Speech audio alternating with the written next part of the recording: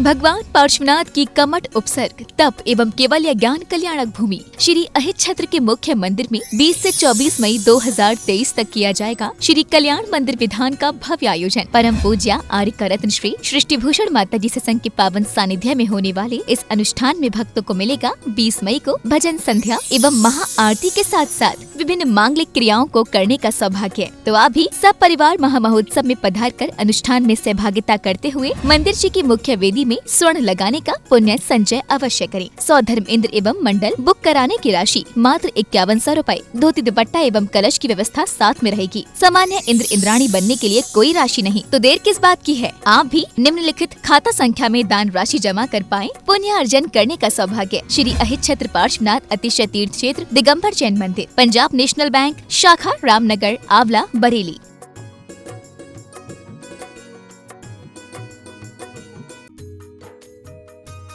इस कार्यक्रम के पुण्यार्जक हैं सृष्टि मंगलम सेवा समिति में आहार उपकरण, ज्ञान, औषध, करुणा जैसे महान कार्य में सराहनीय सहयोगी पुण्यार्जक परिवार श्री ऋषभ कुमार जी, श्रीमती निशा, पुत्री कुमारी रश्मि एवं समस्त लोहाड़िया परिवार, कोटा राजस्थान। श्री विनय कुमार जैन, श्रीमती कुमकुम जैन, आदित्य जैन, नुपुर जैन एवं बेबी मौली जैन, फरीदाबाद हरियाणा। सीए परितोष जैन, सुषमा जैन, श्वेता जैन, नमन, शिल्पी, सौरभ, काशवी, अधरित, कृतिका एवं अनुज जैन, नई दिल्ली। श्री सुनील जैन, श्रीमती शिक्षा जैन, स्वप्निल जैन, अंशुमा जैन एवं विपुल जैन परिवार, कैलिफोर्निया, यूएसए। श्री संजय जैन, श्रीमती नीलम जैन, पुत्री तनीषा जैन, निमिषा जैन, पुष्पांजलि, पीतमपुरा।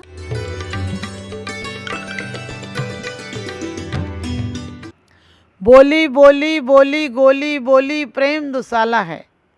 बोली बोली बोली गोली बोली प्रेम दुसाला है।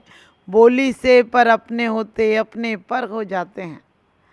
कहते हैं वाणी तो अनमोल है, जो कोई जाने बोल। और एक बोले तो राज सिंहासन, एक बोले तो तौल, एक बोले तो राज सिंहासन, एक बोले तो पिटाई पिटाई पड़े। क्योंकि वाणी से ही पता चलता है कि कौन महान है और कौन नीच है। एक अंधा किसी रास्ते पर बैठा था, जन्मांध था, उसे दिखता नहीं था।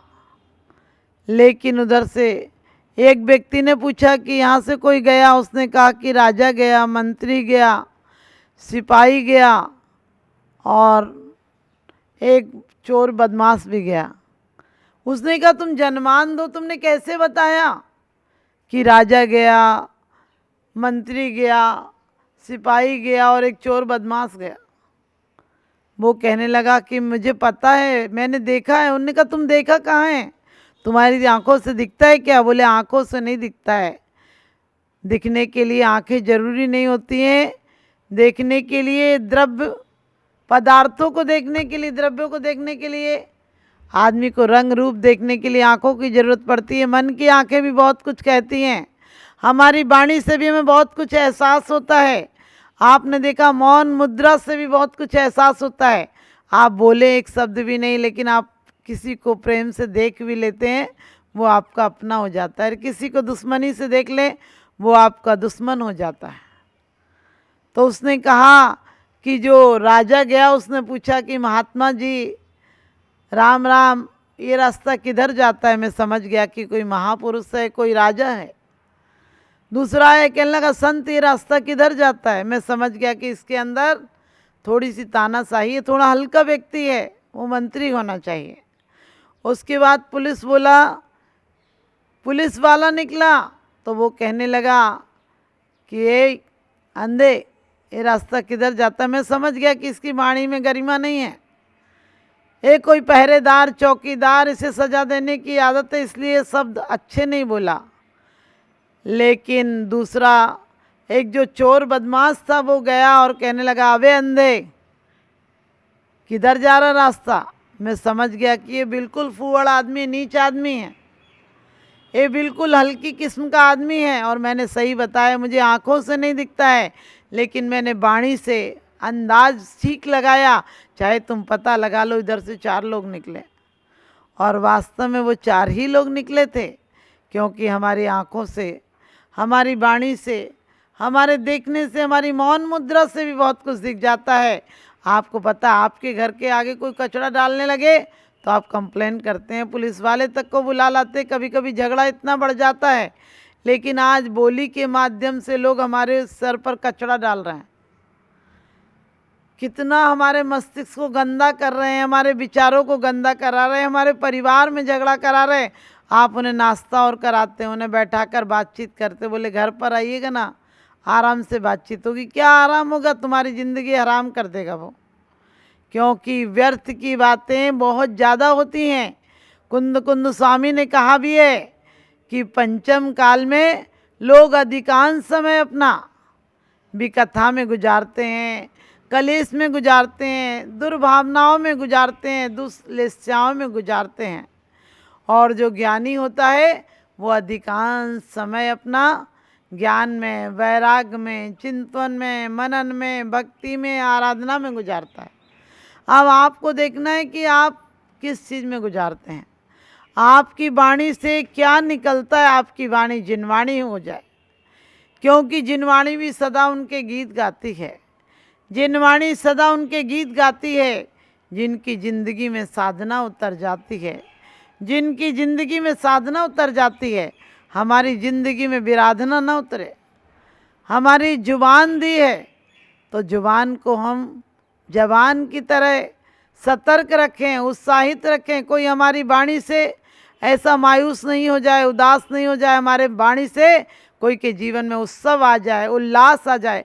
ऐसी वाणी होना चाहिए, क्योंकि वाणी बहुत करिश्मादार होती है। जिब्या लगती है कि मुलायम है, लेकिन जिब्या दो काम खतरनाक करती है, एक चखने का और एक बकने का। चखने का काम भी ऐसा होता है कि कितना भी खा लो वो खाली का खाली रहता है पेट, और बकने का काम ऐसा होता है कि आदमी फिजूल में पाप बंद करता है। फिजूल में जिस चाय से कुछ भी बोल रहा है। एक व्यक्ति हमारे साथ बिहार करा रहा था, बोला आज मौसम अच्छा है ना। मैंने सोचा फिजूल बोल रहा है, दिख नहीं रहा क्या मौसम अच्छा है। अरे दिख रहा है सामने वाले को भी मौसम कैसा है। तो हम मौसम के साथ भी फालतू बातें, हमें फालतू बातें बिल्कुल नहीं करना है। हम कहते हैं पहले मुख से बोलें और उसके पहले हृदय में तौलें कि हमारी वाणी से किसी को दिक्कत नहीं हो। हमारी वाणी साधुओं की तरह, साधु को मुनि कहा है क्योंकि मौन रहते हैं। हम श्रावक में रहते हुए यदि झगड़ों से बचना है, जहाँ से बचना है, परिवारों में एकता लाना है, अपना स्वास्थ्य अच्छा रखना है, तो वाणी पे कंट्रोल रखो। वाणी अच्छी होगी तो आपके घरों में झगड़ा नहीं होगा, क्योंकि झगड़े के लिए ज़्यादा बड़ी बात नहीं होती। छोटी छोटी बातों पर, तूने मेरे बच्चे को दूध बाद में दिया, तूने सुना नहीं, वो बुला रहा था, वो कह रहा था, तूने मेरी बात नहीं सुनी, इन सब बातों पे तो झगड़े होते हैं। अरे घर में प्रेम बढ़ाओ। बड़े बुजुर्गों से भी यदि कोई जरा सी बात कह देता है तो घर में बिल्कुल महाभारत हो जाती है कि कैसी हिम्मत हुई मेरे से कहने की। अपने अंदर सहनशीलता लाओ। अंजना की सास ने, आपको पता है कि वो देखने गई थी, अंजना को कुशल क्षेम पूछने गई थी, लेकिन गर्भवती के चिन्ह देखकर आग बबूला हो गई। कैसे कैसे उसने अपशब्द कहे उसको, लेकिन अंजना ने अपने मुख से एक शब्द गलत नहीं कहा। और उसका परिणाम देखिए कि एक दिन सास को झुकना पड़ा। हालांकि अंजना बहुत विवेकवान थी, उसने अपनी सास को झुकने नहीं दिया। उसने कहा माँ जो कुछ हुआ मेरे कर्मों के उदय से हुआ, लेकिन आपकी कोई गलती नहीं है। सोचना, जो बड़े बड़ाई ना करें, बड़े ना बोलें बोल, हीरा मुख से ना कहे बड़ो हमारो मोल। क्योंकि जो बड़े लोग होते हैं वो अपनी वाणी को कभी भी गिरने नहीं देते हैं, अपनी वाणी को पतित नहीं होने देते हैं। अपनी वाणी से कभी भद्दे, कर्कश, कठोर, निंदनीय वचन नहीं बोलते हैं। आज तो यह अलग तो हो गई, पर निंदा, गाली, चुगली जो मुँह पर आया वमन किया। पहले निंदा हम कानों के माध्यम से अंदर डालते हैं, फिर मुख के माध्यम से बाहर निकाल देते हैं। आपने देखा होगा स्वाध्याय के 2 शब्द याद नहीं होते हैं आपको, और निंदा की पूरी कहानी आप बता दोगे कि क्या हुआ था। निंदा को इतना अच्छा सजा देते हो, कोई की बुराई हो रही हो, गलत काम हो गया हो, किसी की लड़की भाग गई हो, किसी की बेटा दूसरी कर लाया हो, तो आप देखो शाम तक आप पूरे शहर में फेर दोगे। शहर में आपकी चर्चा कर दोगे और सबसे कहोगे कि क्या करना बातों से, जाने दो भाड़ में, अपन को फालतू बातें नहीं करना। ऐसी हालत हो गई है तो हम अपनी वाणी को वाणी की तरह, पानी की तरह नम्र रखें। नहीं है, लोग कहते बात बात में कही थी मैंने, तो हंसी हंसी में बात कही थी। हंसी हंसी से ही झगड़े हो जाते हैं, कभी बात बात में ही हम बहुत बड़ी बात कह जाते हैं। क्योंकि आपसे कोई कहे आपकी जमाई जी आए हुए हैं तो आप क्या कहते हो, आना बैठने के लिए। लेकिन आपसे कोई कहते तेरी बेटी का आदमी आया, बोले आया होगा, तेरे को क्या मतलब। क्योंकि काने से काना कहो तो जो है वो रूट, धीरे धीरे पूछ लो भैया कैसे गई थी फूट। तो आप अपने शब्दों को तौल कर बोलें। एक बार दांत ने जिब्या से कहा कि तू बैठी बैठी चटकारे लेती है, मैं इतनी मेहनत करता हूँ और तू स्वाद लेती है, तू कुछ काम भी करती है। उसने कहा मैं भी अपना काम करती हूँ, तुम अपना काम करो। दांत कहने लगे तुझे बताऊँ तेरी औकात, तू कुछ नहीं कर सकती है, यदि तुझे दबा दूँ तो अभी लहू लुहान हो जाएगी। उसने कहा कि मैं लहू लुहान हो जाऊँगी कि तुझे कर दूँगी। दांत कहने लगे अरे तू 32 के बीच में रहती है, चुपचाप रहा कर, एक शब्द बोलने की कोशिश की तो अभी पीस के रख दूंगा। और जिब्या ने कहा कोई बात नहीं, मैं भी अपनी औकात दिखा दूंगी। उधर से पहलवान आ रहा था, उसने 5-7 गालियां बकी। पहलवान ने 2 मुक्के मारे और दांत जमीन में गिर गए। जिब्या ने कहा देख ली मेरी औकात, मैं तुम 32 को भी गिरवा सकती हूँ। मैं अंदर रहती हूँ, मुलायम हूँ, लेकिन जब तक मर्यादा में रहती हूँ तब तक मैं मित्रों की तरह सहकारी होती हूँ, और जब बगावत पर उतर आऊँ तो तुम 32 को भी मिट्टी में मिला सकती हूँ।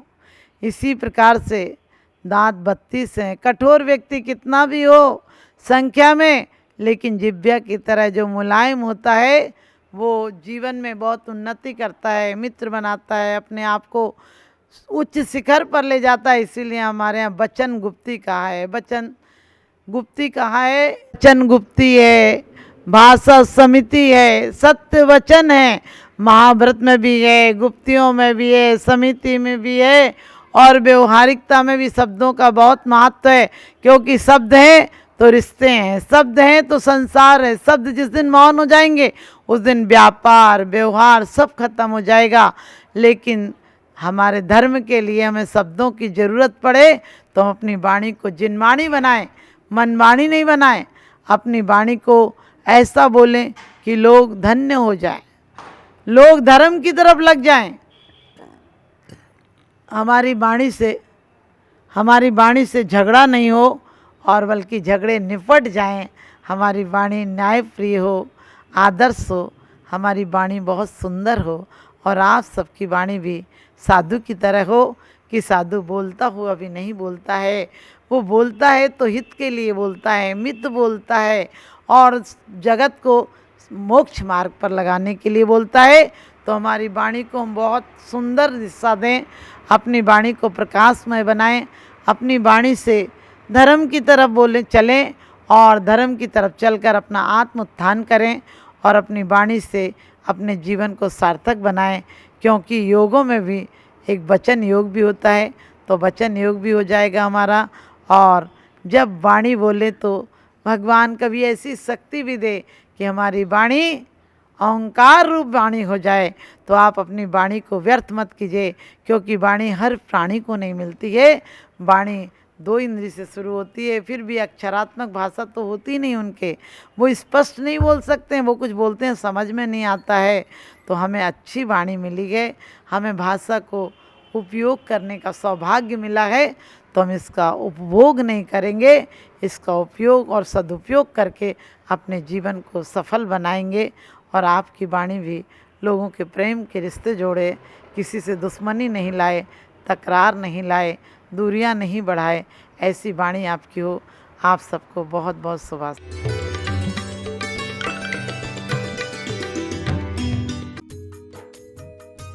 इस कार्यक्रम के पुण्यार्चक थे सृष्टि मंगलम सेवा समिति में आहार उपकरण, ज्ञान, औषध, करुणा जैसे महान कार्य में सराहनीय सहयोगी पुण्यार्चक परिवार। श्रीमती शशि जैन, सूर्य निकेतन दिल्ली, श्री राजकुमार जी, श्रीमती किरण देवी सेठी जी परिवार, सीकर वाले, रत्नापुरी जयपुर, स्वर्गीय श्री हेमचंद्र जैन, पुष्पांजलि पीतमपुरा एवं स्वर्गीय श्रीमती पुष्पा देवी जैन की स्मृति में पुत्र एवं पुत्रवधू श्री आनंद जैन, श्रीमती सुधा जैन, पौत्र एवं पौत्रवधू श्री विवेक जैन, श्रीमती पालची जैन, गौरव जैन, श्रुति जैन, प्रपौत्र एवं प्रपौत्री आर्जव जैन, प्रयान जैन, दृशिका, लायशा, सृष्टि मंगलम सेवा समिति में धर्म रक्षक का पद प्राप्त किया। श्री भूपेंद्र जैन, श्रीमती ममता जैन, शालीमार बाग दिल्ली, श्री अनिल जैन, श्रीमती राशि जैन, अंकित जैन, श्रीमती प्रियंका जैन, व्यान, सानवी, पुत्री, चीना, तुषार कृष, निवासी मुरादाबाद, उत्तर प्रदेश।